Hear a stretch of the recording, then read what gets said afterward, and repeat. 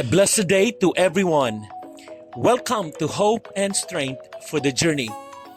Our scripture verse for today is found in the book of Matthew chapter 11 verse 28 says, "Come to me, all you who are weary and burdened, and I will give you rest."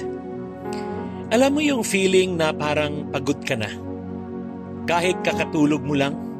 O kaya parang kahit anong gawin mong pahinga, parang kulang pa rin? Sa panahon ngayon, sobrang bilis ng takbo ng mundo. Trabaho, aral, pamilya, problema, expectations ng ibang tao. Hindi na lang physical ang pagod na nararamdaman natin, pati emosyonal, mental at spiritual, sobrang bigat na. Pero sa gitna ng lahat ng ito, may paanyaya si Jesus. Ang sabi po niya, "Come to me, all you who are weary and burdened, and I will give you rest." May isang estudyante na pangalanan natin si Ana. Lagi siyang top sa class. Pero dumating yung point na kahit mataas pa rin grades niya, parang hindi na siya masaya. Pressure sa bahay, pressure sa sarili, pressure sa paligid. Sabi niya, pagod na ako.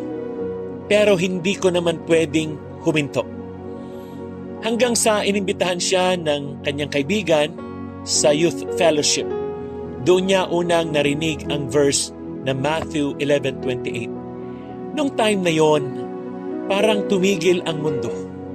Parang si Jesus mismo ang kumausap sa kanya. At for the first time, she cried. Not out of stress, but because she finally felt seen and understood. Mga kapatid, this verse is not just about rest, na tulog o bakasyon. Ang iniaalok ni Jesus ay kapahingahang mula sa loob. Yung peace na hindi kayang ibigay ng mundo. Paano natin ito matatanggap? Una, lumapit kay Jesus. Hindi niya sinabing, pag-ayos ka na, saka ka lumapit. No, He said, "Come to me." In your brokenness, in your pagod, lumapit ka. Amen. Pangalawa, ibigay mo ang bigat mo sa Kanya. Ipagkatiwala mo sa Kanya ang lahat ng dalahin mo. Hindi mo kailangang buhatin mag-isa. Amen. Pangatlo, tanggapin mo ang kapahingahan niya. Ibig sabihin, hindi ito instant solution sa problema. Pero ito'y kapayapaan kahit may unos. Pahinga sa presensya ng Diyos. Amen. Tayo po ay manalangin.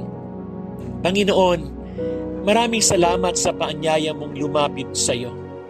Inaamin namin, pagod na po kami sa dami ng iniisip, sa bigat ng buhay, sa mga pagkabigo. Pero salamat dahil hindi mo kami pinapagalitan sa aming kahinaan. Sa halip, niyayakap mo kami at iniaalok ang tunay na pahinga. Turuan mo po kaming magtiwala, magpahinga sa iyo, at iwan sa paanan ng iyong trono ang lahat ng bumibigat sa aming puso. Salamat sa pagmamahal mo na hindi napapagod, sa pangalan ni Jesus. Amen.